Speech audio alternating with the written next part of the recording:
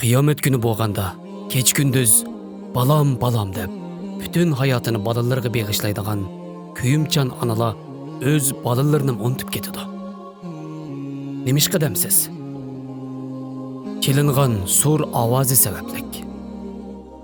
O surning ovozi shunchalik qo'rqinchli bo'ladi-ki, yer yuzidagi bütün insonlar o'zini mast bo'lib qolgan o'xshayman deb o'ylab qoladi. Ammo amaliyotda bo'lsa, o dahshatli kunda hech kim mast bo'lib qolmaydi. Abu Hurayra radhiyallohu anhu rivoyat qilgan bir hadisda mundaq deydi. O kuni shayton va qo'shinlari har tarafga qochib yoshirinishga boshlaydi. Kuchining yetishicha qochib boqadi. Yoshirinib boqadi. Janobi Alloh Qur'oni Karimda bu haqda mundaq deydi. O kuni qochish bo'lmaydi.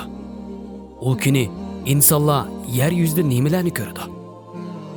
İnsanlar o kunida yer yuzini butunlay maynatchilik studak qoplab ketgan. Hamma narsa kukum talqon bo'lib ketgan. Putlarining ostidagi o tuproqni yig'ilib ketgan holatni ko'radi.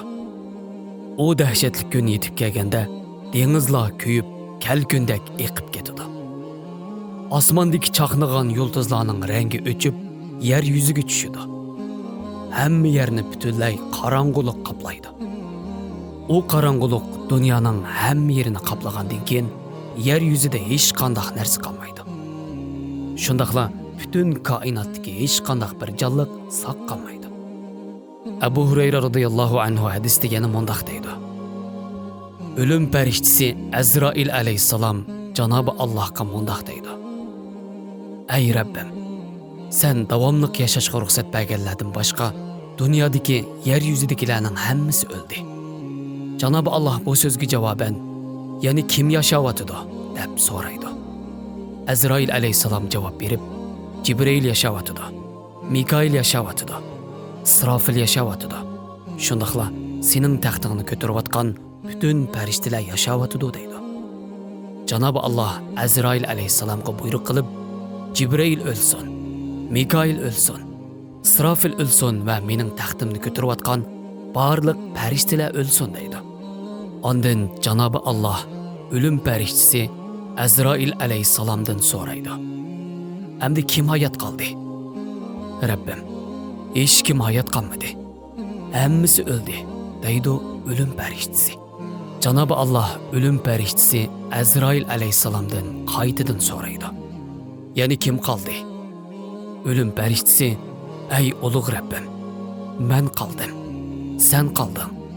Onundan boshqa amdi hech kim qolmadi. Ondan Janobi Alloh buyruq qilib, men seni faqat bir sababidan yaratdim. Sen yaratilishdagi vazifangni joyida o'rindading. Amdi senmi o'l, deydi. Shunday qilib, oxirida o'lim farishtasi o'ladi. Ulug' Alloh bütün koinotni o'zining qudratli qo'li bilan do'milatadi va yana bir qo'li bilan boshqa koinotlarni do'milatadi. Ondan katta aziz Alloh bütün dunyoga o'z ovozini anglatib mundaq deydi. Men ulug' Allohman. Ustunlik bugun kimning? Buyruq va huquq kimning? Podshohlik bugun kimning? Men katta podshohman. Qani, qayerda o diktatorlaringiz? Qani qayerda o sizga zolimlik qilganlar? O chaqda hech kim javob bermaydi. Allah qaytadan yana mundaq deydi.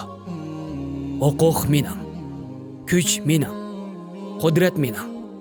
Hech kim qarshi chiqolmaydigan yakka yagona bo'lgan manaman.